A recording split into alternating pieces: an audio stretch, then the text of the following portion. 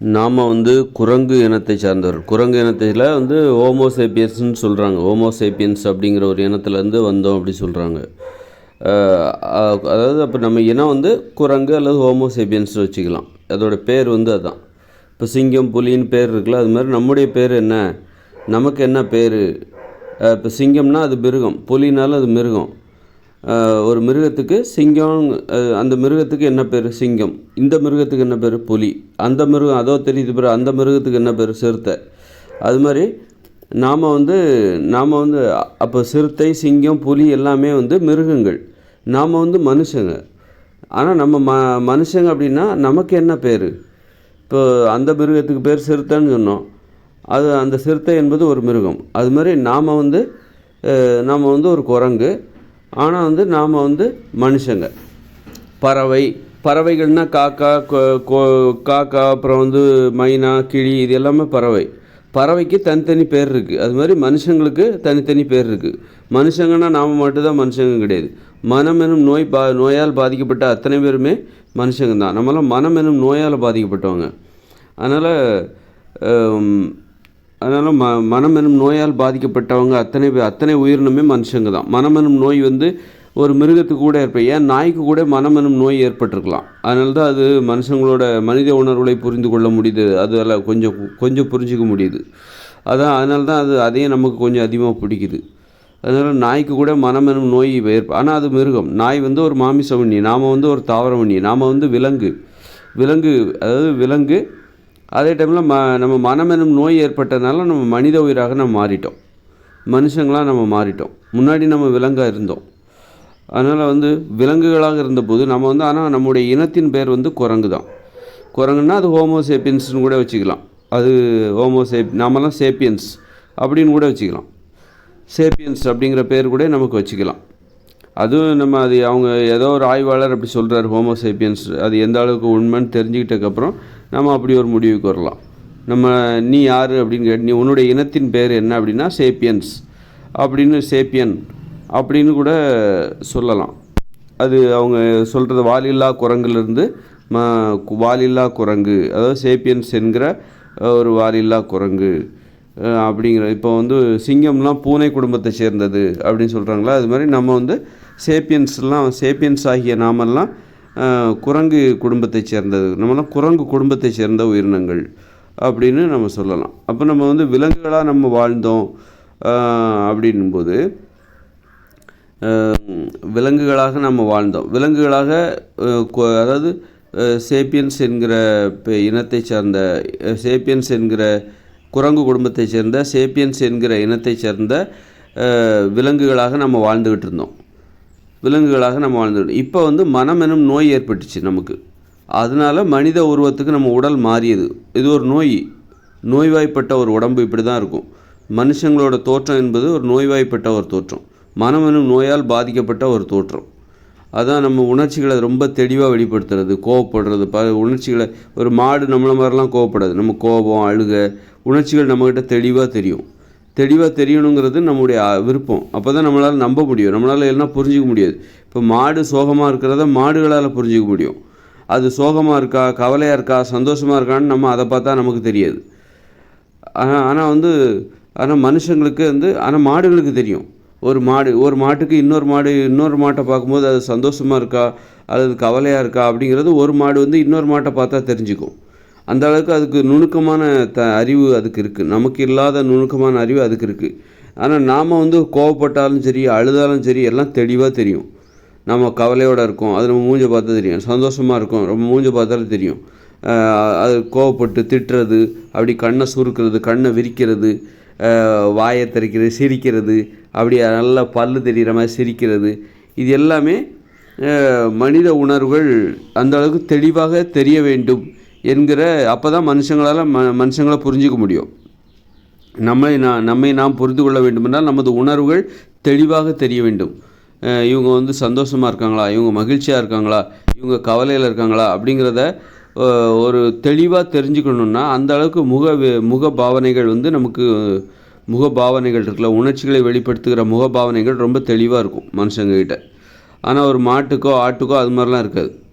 ஒரு மாடோ ஆடோ அது கவலையில் இருந்தாலும் சரி, துக்கமாக இருந்தால் அந்த அளவுக்கு அது வெளிப்படுத்தாது, அது மூஞ்சில் தெரியாது.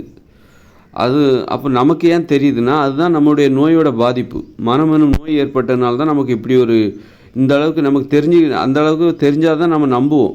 ஒருத்தர் கவலையில் இருக்காரா, இல்லை சோகமாக இருக்காரா, சந்தோஷமாக இருக்காரா, இதை நம்ம தெரிஞ்சுக்கணுன்னா இந்த அளவுக்கு நமக்கு தெளிவாக தெரிஞ்சால் தான் நம்மளால் நம்ப முடியும். அதுக்காக தான் இந்த மாதிரி மனம் எனும் நோயால் நமக்கு இந்த மாதிரியான மாற்றம் ஏற்பட்டு விட்டு தெளிவாக மனுஷங்களுக்கு தன்னை பற்றின சந்தேகம், மனுஷங்க கவலையில் இருக்காங்களா, என்ன யோசிக்கிறாங்க அப்படிங்கிற அந்த சந்தேகத்தை பூர்த்தி செய்வதற்கு அந்த மனம் எனும் நோயால் ஏற்பட்ட அந்த பாதிப்பே நமக்கு ஒரு வழியை ஏற்படுத்தி கொடுத்து விட்டது. மனுஷங்க சிரிக்கிறாங்க, இப்போ அழுகுறாங்க, இப்போ கவலையில் இருக்காங்க, இப்போ சந்தோஷமாக இருக்காங்க அப்படிங்கிறது தெளிவாக தெரிஞ்சால் தான் மனுஷங்களால் மனித உணர்வுகளை புரிந்து கொள்ள முடியும். இல்லை ஒருத்தர் அமைதியாகவே இருக்கார், ஆனால் அவருக்கு உள்ளுக்குள்ளே சந்தோஷம் இருக்கும், கவலை இருக்கும், எல்லாமே இருக்கும். அதை அவரை தெளிவாக வெளிப்படுத்தினா தான் நம்மளால் புரிஞ்சிக்க முடியும். அவர் என்ன தான் யோசிக்கிறாருன்னு ஒன்றுமே தெரிலங்க, அமைதியாக இருக்கிறாரு, அவருக்குள்ளே கவலை இருக்கா, சந்தோஷமாக இருக்கா, எதுவுமே தெரிய மாட்டேங்குது, அப்படி அமைதியாக இருக்கார்.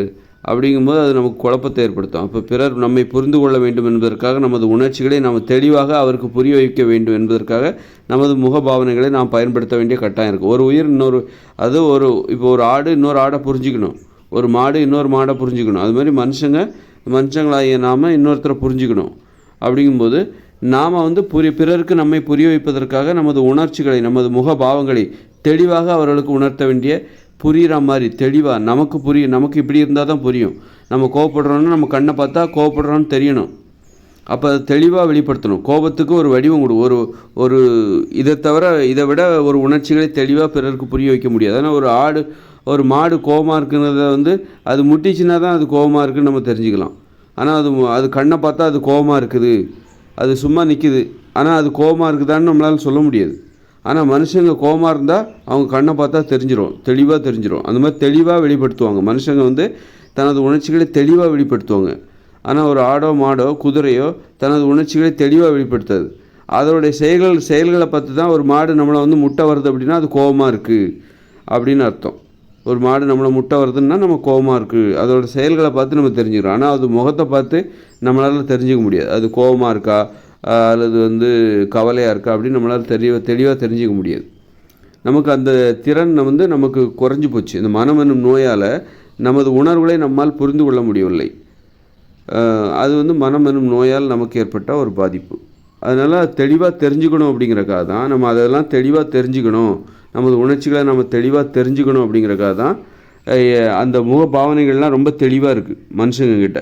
ஒரு உணர்ச்சிகளை வெளிப்படுத்தும் போது, கோபத்தை வெளிப்படுத்தும் போது, கவலையை வெளிப்படுத்தும் போது, அழுகை, இது எல்லாம் தெளிவாக இருந்தால் தான் மனுஷங்களால் புரிஞ்சிக்க முடியும், அந்த அளவுக்கு புரிஞ்சிக்க முடியும்.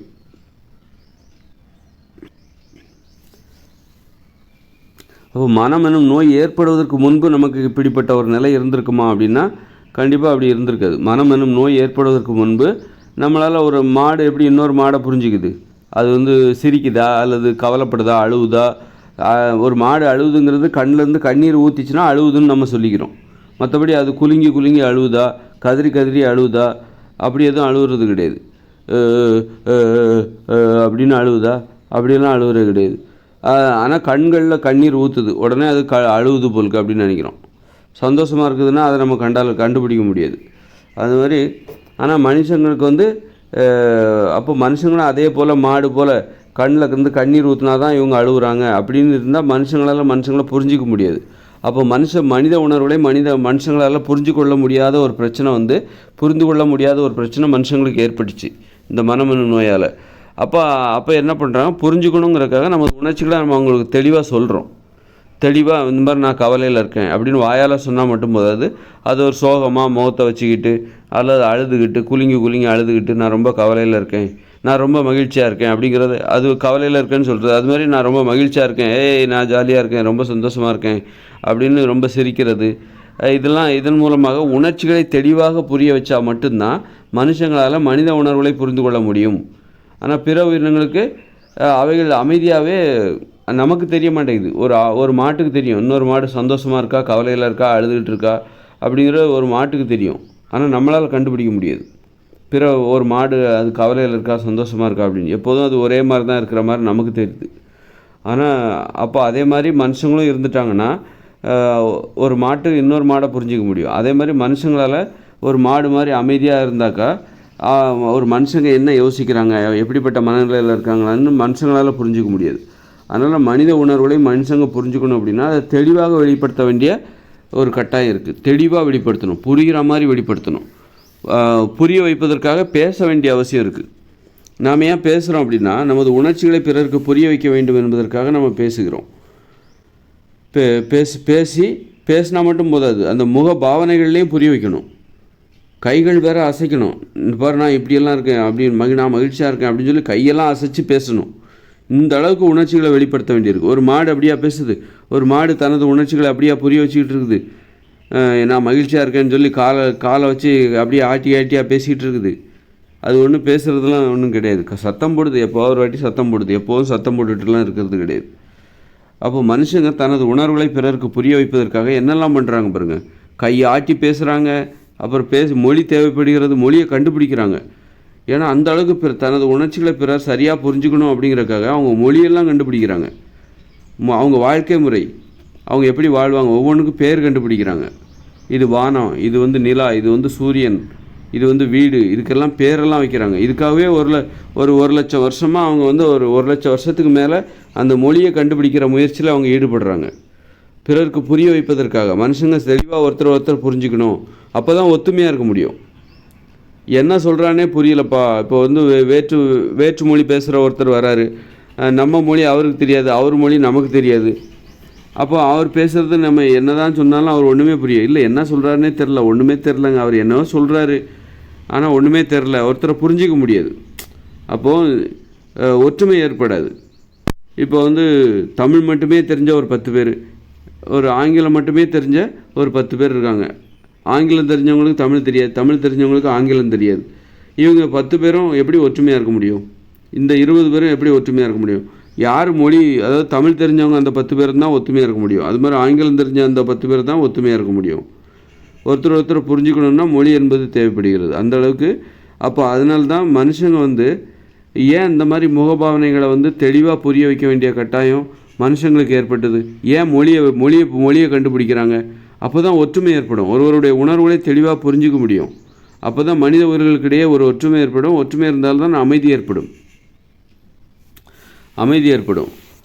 அப்போ பிற உயிரினங்களுக்கு அந்த அளவுக்கு ஒரு மொழியெல்லாம் கண்டுபிடிக்கணுங்கிற அவசியம் இல்லை. ஒரு மாடு இன்னொரு மாடை புரிந்து கொள்வதற்கு மொழியெல்லாம் தேவையில்லை.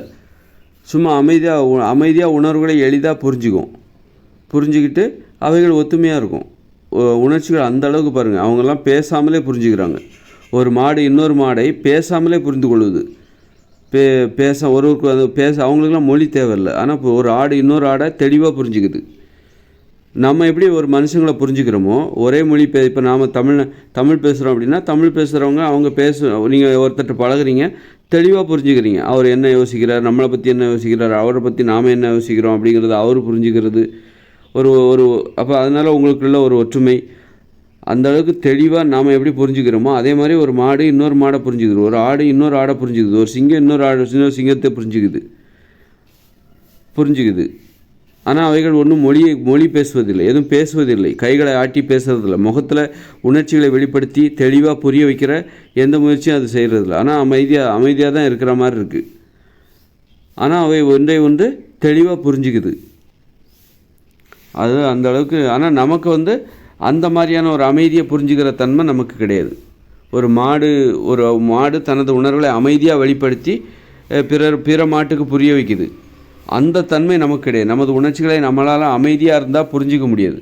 நம்மளால் அமைதியான உணர்வுகளை புரிந்து கொள்வதற்கு நமக்கு திறன் கிடையாது.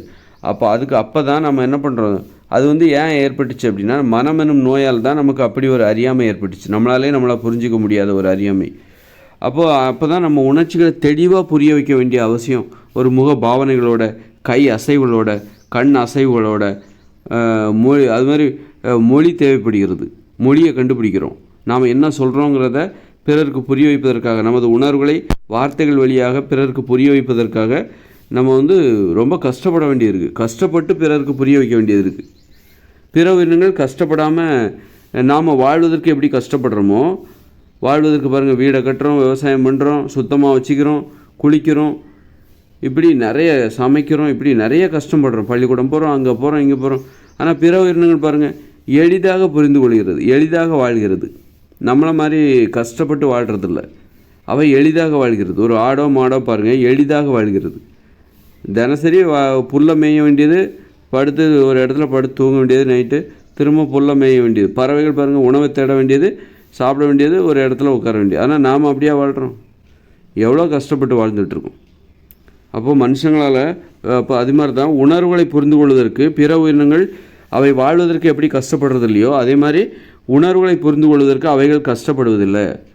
தனது உணர்வுகளை பிறருக்கு புரிய வைப்பதற்காகவும், ஒரு ஆடு இன்னொரு ஆடின் உணர்வுகளை ஒரு ஆடு வந்து இன்னொரு ஆட்டோட உணர்வுகளை புரிந்து கொள்வதற்காகவும், இப்போ இன்னொரு ஆட்டிடம் தனது உணர்வுகளை புரிய வைப்பதற்காகவும் அவைகள் கஷ்டப்படுறதில்லை, ரொம்ப கஷ்டப்படுறதில்லை. ரொம்ப ஈஸியாக தனது உணர்வுகளை புரிய வச்சுக்குது. ஒரு ஆடு இன்னொரு ஆடுகிட்ட, ஒரு மாடு இன்னொரு மாடுகிட்ட தனது உணர்வுகளை ஈஸியாக புரிய வைக்குது. பிற மாட்டோடைய உணர்வுகளை ஒரு மாடு ஈஸியாக புரிஞ்சிக்குது. ஆனால் நாம் தனது உணர்ச்சிகளை பிறருக்கு புரிய வைப்பதற்காக நாம் ஒரு மொழியெல்லாம் கண்டுபிடிக்க வேண்டியிருக்கு, மொழியை கண்டுபிடிக்க வேண்டியிருக்கு, முகத்தில் பாவனைகளை வெளிப்படுத்த வேண்டியிருக்கு, உணர்ச்சிகளை வெளிப்படுத்த வேண்டியிருக்கு, கைகளையெல்லாம் ஆட்டி பேச வேண்டியிருக்கு. கைகளெல்லாம் ஆட்டி மொழியை கண்டுபிடிச்சி அந்த வார்த்தைகளை பயன்படுத்தி நான் இப்படித்தான் நான் உன்னை பற்றி நினைக்கிறேன், இந்த மாதிரி நான் நினைக்கிறேன், என்னுடைய நினைவுகள் எனக்கு இப்படி இருக்குது, என்னுடைய எண்ணங்கள் இப்படி இருக்குது, நான் இந்த மாதிரி யோசிச்சுக்கிட்டு இருக்கேன், நான் இப்போ கவலையாக இருக்கேன், இப்போ நான் சந்தோஷமாக இருக்கேன் அப்படின்னு சொல்லிட்டு பிறருக்கு புரிய வைப்பதற்காக மனுஷங்க ரொம்ப கஷ்டப்படுறாங்க. தன்னை தனது உணர்ச்சிகளை பிறருக்கு புரிய வைப்பதற்காக ரொம்ப கஷ்டப்படுறாங்க. கிட்டத்தட்ட 1,00,000 வருஷமாக தனது உணர்ச்சிகளை புரிய வைப்பதற்காக மொழியெல்லாம் கண்டுபிடிக்கிறாங்க. மனித இனம் எப்போ தோன்றியதோ அப்போவே இருந்து மொழியை கண்டுபிடிப்பதற்கான முயற்சிகளும் ஆரம்பிச்சிருச்சு. மொழியோட ஆரம்பம் ஃபஸ்ட்டு சத்தம், வித்தியாசமான ஒலிகள், அப்புறம் அந்த ஒலிகளுக்கு ஒரு வடிவம் கிடைக்குது, அப்புறம் அது மொழி தோன்றுகிறது. அப்போது மனித அந்த பரிணாம வளர்ச்சி இருக்குல்ல, அதுதான் ஒரு மொழியோட வரலாறு. ஒரு மொழியின் வரலாறு என்பது மனித பரிணாம வளர்ச்சி. அதாவது மனித உயிர்களுக்கு மனம் எனும் நோய் ஏற்பட்டு அதன் பிறகு மனித உயிர்களாக உடனே மனித உயிர்களாக மாற தொடங்கிருச்சு. அப்போவே இருந்து இப்போ எவ்வளோ காலம் இருக்கும், ஒரு 2,00,000 வருஷம் இருக்குமா? அப்போ ஒரு மொழியோட வரலாறும் 2,00,000 வருஷம்தான். ஏன்னா மொழி என்பது மனித வாயிலிருந்து வரக்கூடிய ஒரு சத்தம். மொழி என்பது மனுஷங்க போடுகிற ஒரு சத்தத்தின் ஒரு வடிவம். அந்த வடிவத்துக்கு பேர் தான் மொழி. அப்படின்னா அந்த வகையில் நம்ம தமிழ் மொழியை அதுதான் முதல் மொழின்னு நம்ம சொல்கிறோம்ல. அப்போ தமிழ் மொழியோட வரலாறுங்கிறது மனித இனத்தின் அந்த பரிணாம வரலாறு எத்தனை லட்சம் வருஷமோ அத்தனை லட்சம் வருஷம், அத்தனை லட்சம் வருடங்கள் இந்த தமிழ் மொழியின் வரலாறாக நம்ம கருத வேண்டும். அப்போது பாருங்கள், அப்போ 2,00,000 வருஷமாக இப்போ இந்த மொழியில் சீர்திருத்தம்லாம் நடக்கும். எதெல்லாம் பேசணும், எதெல்லாம் இன்னும் கண்டுபிடிச்சிட்ருக்காங்க. மொழி என்பது தனது வளர்ச்சியில் இன்னும் முழுமையடையவில்லை. முழுமையடைகிற காலகட்டத்தில் தான் நாம் வாழ்ந்துட்டுருக்கோம். எதை பேசணும், எதை பேசக்கூடாது, இதெல்லாம் கெட்ட வார்த்தை, மரியாதையாக பேசணும், இவங்ககிட்ட இப்படி பேசணும். மொழி இந்த மாதிரி தான் வளருது. இதுதான் இலக்கணம். மொழிக்கான இலக்கணங்கிறது பெரியவங்ககிட்ட எப்படி பேசணும், சின்னவங்ககிட்ட எப்படி பேசணும், ஒரு தன்னை பெற்றெடுத்த ஒரு பெண்ணை அம்மானு கூப்பிடணும், இதெல்லாம் மொழி. இந்த மாதிரி வாழ்க்கை முறையோடு இதான் இலக்கணம். மொழிக்கான இலக்கணம் என்பது இதுதான். அப்போ இந்த மாதிரி மனுஷங்க தன்னுடைய உணர்வுகளை பிறருக்கு புரிய வைப்பதற்காக இந்த மாதிரி மொழியை கண்டுபிடிக்க வேண்டியது இருக்குது. 2,00,000 வருஷமாக ஒரு மொழியவே கண்டுபிடிக்கிறாங்க. கண்டுபிடிச்சி இப்போ தான் முழுமையடையுது. அப்போது ஒரு மனுஷங்களோட வாழ்க்கை எவ்வளோ கஷ்டம் பாருங்களேன். தனது உணர்வுகளை பிறருக்கு, ஆனால் ஒரு ஆடு தனது உணர்வுகளை பிறருக்கு புரிய வைப்பதற்காக மொழியெல்லாம் கிடையாது. அதுக்கு சும்மா பார்த்தாலே தெரிஞ்சுக்குது. ஒரு ஆடு இன்னொரு ஆட்டை பார்த்தாலே இது கவலையில் இருக்குது, இது சோகமாக இருக்குது, இது ஏன் கவலையில் இருக்குது, இது ஏன் இவ்வளோ துக்கத்தில் இந்த ஆடு இருக்குது, இது ஏன் இந்த ஆடு இன்றைக்கி ரொம்ப சந்தோஷமாக இருக்குன்னு ஒரு ஆடு இன்னொரு ஆட்டை பார்த்து புரிஞ்சுக்குது. ஒரு மாடு இன்னொரு மாட்டை பார்த்து புரிஞ்சுக்குது. இந்த மாடு ஏன் இவ்வளோ சந்தோஷமாக இருக்குது, நிறைய வைக்கோல் போட்டதுனால நிறைய சந்தோஷமாக இருக்கா, வைக்கோல் நிறைய கிடச்சிருச்சா, வயிறெல்லாம் பெருசாக இருக்குது, அதான் ரொம்ப சந்தோஷமாக இருக்கு போலுக்கு, நல்ல தீனி தான் அன்றைக்கி அப்படின்னு சொல்லி ஏதோ ஒன்று அது புரிஞ்சுக்குதுன்னு வச்சுக்கோங்க. அதுக்காக அது ரொம்ப கஷ்டப்படவே இல்லை. ஒரு ஆடு இன்னொரு ஆட்டை புரிஞ்சுக்கிறதுக்கோ, ஒரு எறும்பு இன்னொரு எறும்பை புரிஞ்சுக்கிறதுக்கோ அது ரொம்ப கஷ்டப்படுறதே இல்லை. ஒரு சிங்கம் இன்னொரு சிங்கத்தை புரிந்து கொள்வதற்கோ கஷ்டப்படுறதே இல்லை. பாருங்கள், ஒரு சிங்கம் இருக்குன்னா இன்னொரு சிங்கத்தை கொல்லாது, ஆனால் கொல்லும். சின்ன குட்டி சிங்கத்தெல்லாம் கொல்லும். அது மாதிரி ஆனால் ஒரு மானை கொல்லும், மானை வேட்டையாடும், அல்லது ஒரு கழுதை புலியை வேட்டையாடும். அப்போது ஒரு சிங்கம் இன்னொரு சிங்கத்தோட உணர்ச்சிகளை தெளிவாக புரிஞ்சுக்குது, கொல்லக்கூடாது அப்படின்னு சொல்லி தெளிவாக புரிஞ்சுக்குது. அந்த அளவுக்கு பிற உயிரினங்கள் அவைகளை சார்ந்த உயிரினங்களை புரிந்து கொள்வது அவை ஈஸியாக இருக்குது, ரொம்ப எளிதாக புரிஞ்சுக்குது. ஆனால் மனுஷங்களால் புரிஞ்சிக்க முடியல.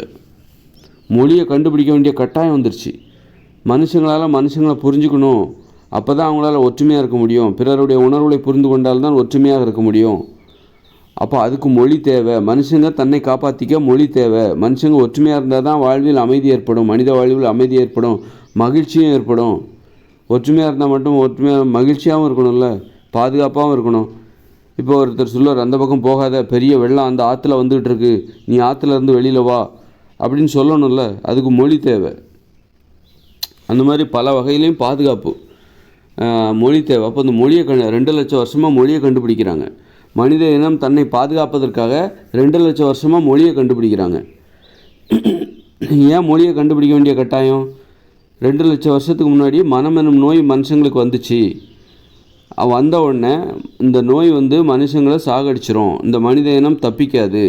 அப்போ மனித இனம் தன்னை பாதுகாக்க வேண்டுமென்றால் மனித இனம் ஒற்றுமையாக இருக்க வேண்டும் என்றால் மனித இனம் தனது உணர்வுகளை பிறருக்கு புரிய வைப்பதற்கு மொழியை கண்டுபிடிக்க வேண்டும். மொழி கண்டுபிடிக்கப்படவில்லை என்றால் மனித உயிர்களால் தனது உணர்ச்சிகளை பிற மனுஷங்களுக்கு புரிய வைப்பதற்கு முடியாமல் போயிடும்.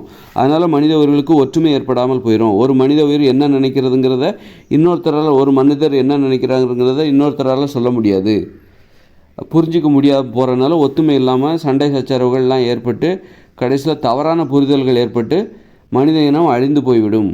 அதனால் மனித இனத்தை பாதுகாக்க வேண்டுமென்றால் மொழியை கண்டுபிடிக்க வேண்டிய கட்டாயம் மனித உயிர்களுக்கு இருக்கிறது. அதனால் அதுக்கான முயற்சி பாருங்கள், அந்த 2 லட்சம் வருஷத்துக்கு முன்னாடியே அதுக்கான முயற்சி, ஒரு மொழியை கண்டுபிடிக்கிறதுக்கான முயற்சி. இன்றைக்கி நாம் பேசிகிட்டு இருக்கோம் பாருங்கள், இந்த மொழி ஒரு முழுமையடைந்த ஒரு மொழி. இதை பயன்படுத்துவதற்கு 2 லட்சம் வருஷத்துக்கு முன்னாடியே ஆரம்பிச்சிட்டாங்க. இந்த மனம் என்னும் நோய் ஏற்பட்டது பாருங்கள், மனித இனம் அப்போவே ஆரம்பிச்சிட்டாங்க. ஒரு மொழியை கண்டுபிடிக்கிற இந்த மனித இனத்தை பாதுகாக்கணும், நமக்கு மனம் என்னும் நோய் ஏற்பட்டு விட்டது, இப்போ நம்மளால் ஒருத்தருடைய உணர்ச்சிகளை தெளிவாக புரிஞ்சிக்க முடியல. அதனால் தெளிவாக புரிய வைப்பதற்காக, தெளிவாக புரிந்து கொள்வதற்காக நம்ம மொழியை கண்டுபிடிக்க வேண்டிய கட்டாயம் நமக்கு இருக்குது.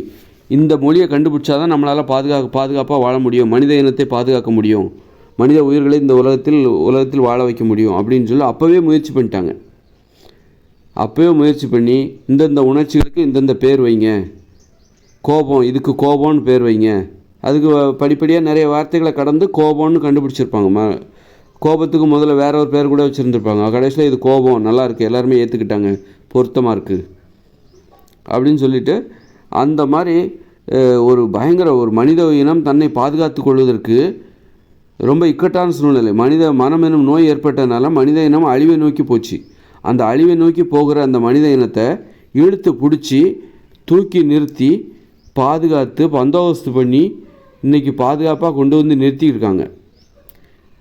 எவ்வளோ பெரிய அழிவு! அந்த மனம் எனும் நோய் அவ்வளோ சாதாரண விஷயம் கிடையாது. மனுஷங்க குருடர்களாக செவிடர்களாக காதிருந்தும் செவிடர்களாக, கண்ணிலிருந்தும் குருடர்களாக மாறிட்டாங்க. ஏன்னா புரிந்து கொள்ள முடியவில்லை. மனம் எனும் நோய் ஏற்பட்டதால் மனித உயிர்களால் பிற உயிரினங்களை புரிஞ்சிக்க முடியல.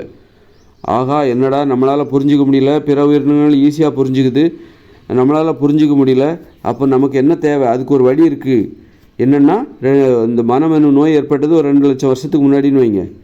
அதையும் நம்ம சொல்லுவோம். ஏன்னா இது வரைக்கும் நம்ம தெளிவாக சொல்லலை, உறுதியாக சொல்லுவோம். 2 லட்சம் வருஷத்துக்கு முன்னாடி தாங்க மனம் எனும் நோய் ஏற்பட்டது அப்படின்னு தெளிவாக சொல்லுவோம். மனம் எனும் நோய் ஏற்பட்டதுனால என்ன பிரச்சனை ஏற்படுனா, மனித உயிர்களுக்கு ஒருத்தரை இன்னொருத்தர் புரிஞ்சிக்க முடியல. அப்போது ஒற்றுமையாக இருக்க முடியல. அவர் என்ன நினைக்கிறாருன்னு இவருக்கு தெரிய மாட்டேங்குது. கண்ணிருந்தும் குருடர்களாக, காதிருந்தும் செவிடர்களாக மாறிட்டாங்க. ஏதோ சத்தம் போடுறாங்க, ஒன்றும் புரிஞ்சுக்கும். எதுக்கு சத்தம் போடுது இந்த குரங்கு, எதுக்கு சத்தம் போடுது இந்த மனுஷங்க, எதுக்கு சத்தம் போடுறாங்கன்னு இந்த மனுஷங்களுக்கு ஒரே குழப்பம். அவங்க எதுக்கு சத்தம் போட, என்ன சொல்ல வராங்க, இந்த மனுஷங்க கத்துறாங்க, என்ன எதுக்காக கத்துறாங்க, எதுக்கு சந்தோஷமாக இருக்காங்களா, என்ன விஷயத்த சொல்ல வராங்க, இந்த மனுஷன் ஏன் சந்தோஷமாக இருக்கான், ஏன் கத்திக்கிட்டு இருக்கான். அப்போது பிறருக்கு புரிய வைக்க, அப்போ ஒன்றும் புரியலை, ஒரே தவறான புரிதல். நல்லா பாருங்கள், மொழி இல்லாத காலங்களில், மொழி கண்டுபிடிக்கப்படாத காலங்களில் மனுஷங்க சத்தம் போட்டுட்டு இருந்தாங்க. ஒரு மனுஷங்களால் இன்னொருத்தரை புரிஞ்சிக்க முடியல, சத்தம் தான் போட்டுட்ருக்காங்க. எதுக்கு இந்த ஒவ்வொருத்தருக்கும் ஒரு கேள்வி, உணர்வு ரீதியாக ஒரு கேள்வி.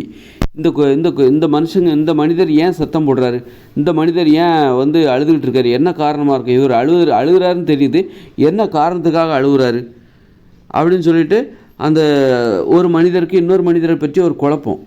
இன்னும் ஒரு மனிதருடைய உணர்ச்சிகளை புரிஞ்சிக்க முடியல. அதனால் ஒற்றுமையாக வாழ முடியல, தவறான புரிதல். அப்புறம் தப்பாக வேறு புரிஞ்சுக்கிறாங்க. அவர் அழுகுறதுக்கு இதுவாக காரணமாக இருக்குமோ, அதுவும் காரணமாக இருக்குமோ அப்படின்னு சொல்லி தப்பாக புரிகிறது. இப்போ நான் நினைக்கிறது அவருக்கு எப்படி புரிய வைக்கிறது? அப்போ மனுஷங்க இந்த மொழி கண்டுபிடிக்கப்படாத காலங்களில் அவங்கெல்லாம் ஒற்றுமையாக வாழவே முடியாது. வெறும் சும்மா ஒரு கூட்டமாக இருந்திருப்பாங்க, அடிச்சுக்கிட்டு அவமானப்படுத்திக்கிட்டு, ஒருத்தர் அடிச்சுக்கிட்டு அவமானப்படுத்திக்கிட்டு அப்படி தான் இருந்திருப்பாங்க. ஒற்றுமையாக இருந்திருப்பாங்கம்மா. ஒற்றுமையாக அவங்க தவறான புரிதல், ஒருத்தருடைய உணர்ச்சிகளை தப்பாக புரிஞ்சிருப்பாங்க. ஒரே குழப்பமாக இருந்திருக்கும். என்னடா இது, இந்த மனுஷங்க ஒற்றுமையாக வாழ்கிறது பெரிய கஷ்டமாக இருந்திருக்கும். அந்த கஷ்டம்தான் இன்றைக்கி நம்ம மொழியை கண்டுபிடிச்சி பேசுகிறதுக்கு ஒரு காரணமாக இருக்குது. இன்றைக்கி நம்ம மொழியை கண்டுபிடிக்க வேண்டிய கட்டாயம். இப்போ தவறான புரிதல் இருக்குல்ல, நீங்கள் இன்னொரு மொழிக்காரங்களோட பேசும்போது உங்களுக்கு எவ்வளோ கஷ்டமாக இருக்குது.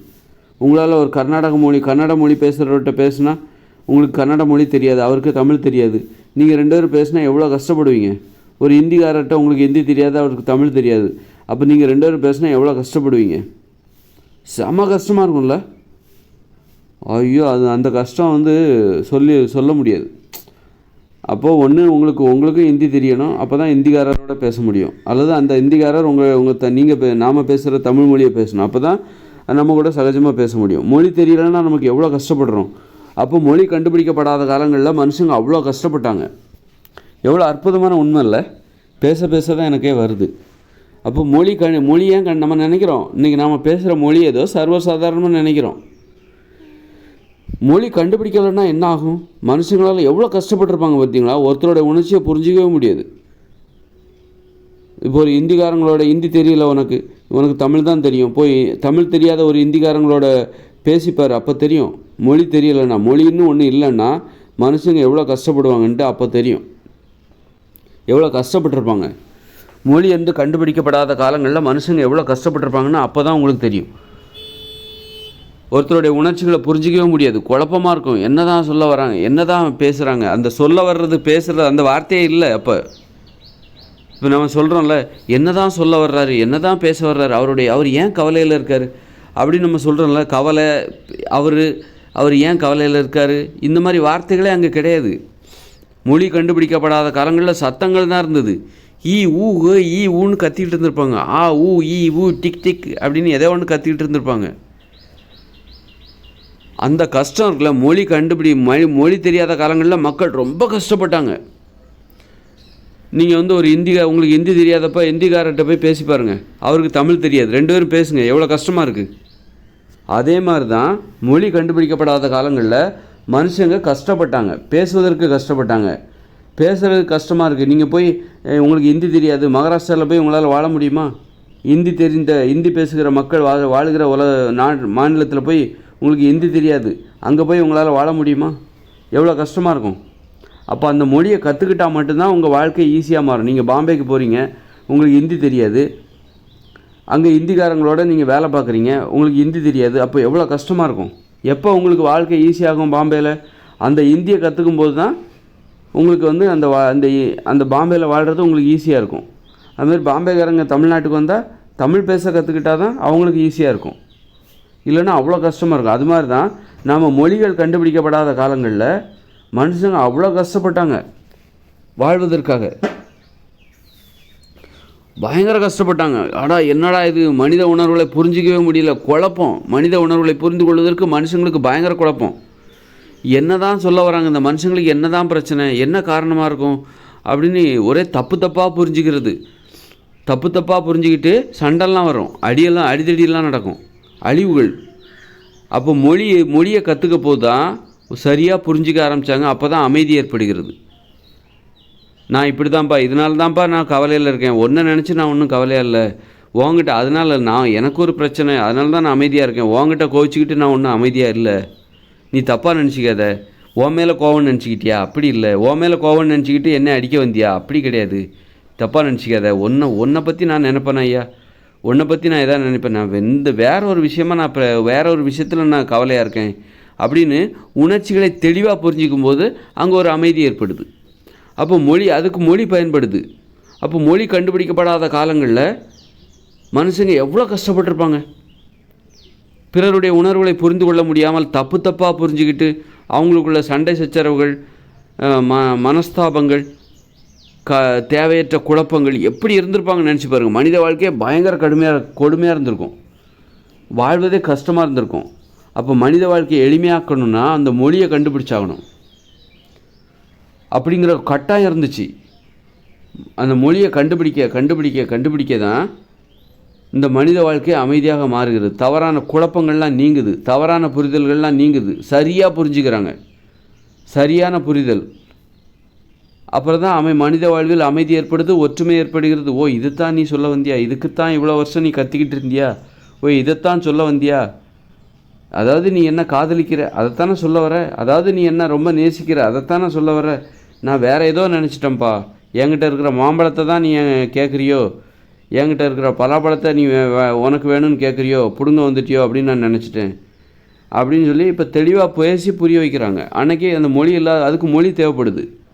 மொழி இல்லாத காலங்களில் கீச்சு மூச்சுன்னு கத்திக்கிட்டு ஆ ஊன்னு கத்திக்கிட்டு, எதுக்கு இது ஆ ஊன்னு கத்துது, எதுக்கு இது ஆ ஊன்னு கத்துது, அந்த மாதிரி கூட யோசிக்க முடியாது. இப்போ ஒரு குரங்கு ஆ ஊன்னு கத்தும், அது மாதிரி எதுவும் ஆ ஊ ஈ ஊ அப்படின்னு கத்திக்கிட்டு இருக்கும். அந்த மாதிரி ஈ ஊ அப்படிங்கும்போது மனுஷங்களால் எப்படி இன்னொருத்தரை புரிஞ்சிக்க முடியும், எப்படி ஒத்துமையாக இருக்க முடியும், எப்படி அமைதியாக இருக்க முடியும், எப்படி மகிழ்ச்சியாக இருக்க முடியும். அப்போ எப்போ மொழி கண்டுபிடிக்கப்பட்டதோ அப்போ தான் மனித வாழ்வில் அமைதி ஏற்பட்டது, ஒற்றுமை ஏற்பட்டது. அப்படின்னா ஒரு மொழி எவ்வளோ கஷ்டப்பட்டு கண்டுபிடிச்சிருக்காங்க, ஒரு கஷ்டப்பட்டு எவ்வளோ ஒரு மொழியை கண்டுபிடிக்கிறாங்க. இன்றைக்கி என்ன நடக்குது அப்படின்னா, குறிப்பாக நம்ம தமிழ் மொழியை எவ்வளோ கஷ்டப்பட்டு, அதான் மனுஷங்களோட மொழியின் வரலாறு என்பது அதுதான் தமிழ் மொழியின் வரலாறு. ஒரு மொழி எப்படி தோன்றுச்சு, முதல்ல சத்தம் போட்டாங்க, அப்புறம் அந்த சத்தங்களுக்கு வடிவம் கொடுத்தாங்க, அப்படி தான் மாறி வந்தது நமது தமிழ் மொழி. அப்படிப்பட்ட தமிழ் மொழி கிட்டத்தட்ட அப்போ மொழிக்கான வரலாறு, இப்போ மனித இனத்தின் வரலாறு ஒரு 2 லட்சம் வருஷம் அப்படின்ற, மனித உயிர்களின் வரலாறு ஒரு 2 லட்சம் வருஷம்னா கண்டிப்பாக மனித உயிர்கள் பேசுகிற அந்த மொழியின் வரலாறும் 2 லட்சம் வருஷம்தான். ஏன்னா அவங்க வாயிலிருந்து தான் அந்த சத்தங்கள் வருது, அந்த சத்தத்துக்கு வடிவம் கொடுக்கும்போது தான் அது மொழியாக மாறுகிறது. அப்படிப்பட்ட ஒரு மொழி தான் தமிழ் மொழி. அப்படி மாறிய மொழி தான் தமிழ் மொழி. அப்போ தமிழ் மொழியின் வரலாறு என்பது அது மனுஷங்களாக மாறி அவங்க எப்படி சத்தம் போட்டு அந்த சத்தத்துக்கு வடிவம் கொடுத்து அது மொழியாக மாறி அப்படி உருவான ஒரு மொழி தான், முதிர்ச்சி அடைந்த ஒரு மொழி தான் ஒரு தமிழ் மொழி. அப்படி கஷ்டப்பட்டு உருவாக்கின ஒரு தமிழ் மொழியை இன்றைக்கி என்ன பண்ணுறாங்க, அவ்வளோ கஷ்டப்பட்டு எவ்வளோ அனுபவங்களை கடந்து, எவ்வளோ தியாகங்கள்லாம் பண்ணி, எவ்வளோ வலிகளை கடந்து, எவ்வளோ பொறுப்போடு ஒரு ஆராய்ச்சி பண்ணி ஒரு மொழியை கண்டுபிடிச்சாங்க. அப்படி கண்டுபிடிச்சி இந்த ஒரு அவ்வளோ 2 லட்சம் வருஷத்துக்கு மேலே ஒரு மனுஷங்க முயற்சி பண்ணி ஒரு மொழியை கண்டுபிடிச்சாங்க. அந்த மொழி தமிழ் மொழின்னா, இன்றைக்கி ஒரு ஆங்கில மொழிக்காக இவன் என்ன பண்ணுறான், ஆங்கில மொழி பின்னாடி போகிறான் பாருங்கள். எவ்வளோ ஒரு பொறுப்பற்ற விசுவாசம் கெட்ட ஒரு செயல் பார்த்தீங்களா. இந்த ஆங்கில மொழி பின்னாடி ஆங்கில மொழியில் படிக்க வைக்கிறது, இதெல்லாம் எவ்வளோ பெரிய விசுவாசம் கெட்ட செயல் பாருங்கள். 2 லட்சம் வருஷமாக அவன் அந்த மொழியை கண்டுபிடிக்கிறதுக்காக, அந்த தமிழ் மொழியை கண்டுபிடிக்கிறதுக்காக அவ்வளோ கஷ்டப்பட்டாங்க. அவ்வளோ பொறுப்பாக உட்காந்து ஆராய்ச்சி பண்ணி அவ்வளோ அற்புதமான ஒரு மொழியை கண்டுபிடிச்சி வச்சா, இன்றைக்கி நீ பிழைக்கணும் அப்படிங்கிறதுக்காக, நீ சாப்பிட்ணும் ஒரு 3 வேளை சோத்துக்காக நீ என்ன பண்ணுறன்னா ஆங்கிலத்து பின்னாடி ஓடுற. தமிழ் மொழியில் இப்போ வேலை பார்த்தா படித்தா உனக்கு ஒன்றும் சாப்பாடு கிடைக்காம போயிடாது. தாய்மொழியில் படித்தவங்க தான் முன்னேறிட்டு இருக்காங்க. நேற்று ஆங்கிலத்துக்காக 2 லட்சம் வருஷமாக கஷ்டப்பட்டு உருவாக்கின ஒரு மொழி வேர் விட்டு இன்றைக்கி ஒரு விருட்சமாக, ஒரு மரமாக படர்ந்துருக்கிற அந்த தமிழ் மொழியை வேரோடு சாய்க்கணும்னு எப்படிப்பட்ட ஒரு எண்ணம் பாரு உனக்கு. உடனே இங்கிலீஷ் மீடியத்தில் படிக்க வைக்கிற, இங்கிலீஷ்லேயே பேசுகிற, இங்கிலீஷ்லேயே பேசிக்கிட்டு இங்கிலீஷ் மீடியத்தில் படிக்க வச்சுக்கிட்டு அப்படியே வெளிநாட்டை நோக்கி ஓடிட்டு இருக்க. சரி, மொழியை நீ இழக்கிற பாரு. எவ்வளோ ஒரு விசுவாசம் கட்ட ஒரு தனம் பாருங்கள். ஒரு தாய்மொழியில் கல்வி கிடையாது, தாய்மொழியில் வேலை கிடையாது, தமிழ் மொழியில் வேலை கிடையாது, தமிழ் மொழியில் படிப்பு கிடையாது, தமிழ் மொழியில் பேசுகிறதும் கிடையாது, ஆங்கிலம் கலந்து பேசுகிறது தான் அறிவுன்னு நினச்சிக்கிற. எவ்வளோ பெரிய முட்டாள்தனம். ஆங்கிலம் பேசுகிற அடிமைகள். இந்த மாதிரி ஆங்கிலம் பேசுகிறது தான் பெருமைன்னு நினச்சிக்கிட்டு தமிழ்நாட்டில் நிறைய இங்கிலீஷை பேசிக்கிட்டு இடையில 2-3 வார்த்தைகள் தமிழ் பேசுகிறான் பாருங்கள். இவன் ஆங்கிலம் பேசுகிற அடிமை, இவன்லாம் அடிமை பைய அப்படிங்கிறத தெளிவாக புரிஞ்சுக்கணும். அதனால் இப்போ நான் கூட பேசுவேன், 2-3 இங்கிலீஷ் வரதான் செய்யும். அது இந்த வாழ்க்கையில் வராமல் என்ன பண்ணும், கொஞ்சம் ஒரு 1-2 வார்த்தை வரதான் செய்யும். அது இயற்கையானது. ஆனால் என்னுடைய நோக்கங்கிறது தமிழில் பேசணுங்கிற அந்த உணர்வு எனக்கு இருக்கிறனால தான் நான் இன்றைக்கி அந்த மாதிரி ஆங்கிலங்கிறது அதிகம் கலக்காமல் நான் என்னால் பார்த்துக்க முடியுது. அதனால் இதெல்லாம் ஆங்கிலம் பேசுகிற அடிமைகள் தான் இங்கே உருவாக்கிடும். ஆங்கிலம் பேசிட்டா இவங்க பெரிய படிப்பாளின்னு நினச்சிக்குவாங்கன்னு நினைக்கிறாங்கன்னு தெரியல. இவன் வேறு ஒன்றும் கிடையாது, அடிமை. ஒரு விசுவாசம் கெட்ட அடிமைகள். அது ஏன் நேற்று வந்து ஆங்கிலத்துக்கு பின்னாடி ஓடுறிய 2 லட்சம் வருஷமாக கஷ்டப்பட்டு உருவாக்கி வச்சுருக்காங்க ஒரு தமிழ் மொழியை. அப்போ அந்த தமிழ் மொழிக்கெல்லாம் நீ விசுவாசமாக இருக்கணும். அந்த அவங்கவுங்க தாய்மொழிக்கு அவங்கவுங்க விசுவாசமாக இருங்க. நேற்று வந்து ஆங்கிலத்துக்கு பின்னாடி அப்படி ஓடுற நாக்க தொங்க போட்டுக்கிட்டு 2 லட்சம் வருஷமாக பொறுப்போடு கண்டுபிடிச்சி வச்சுருக்காங்க ஒரு தமிழ் மொழியை.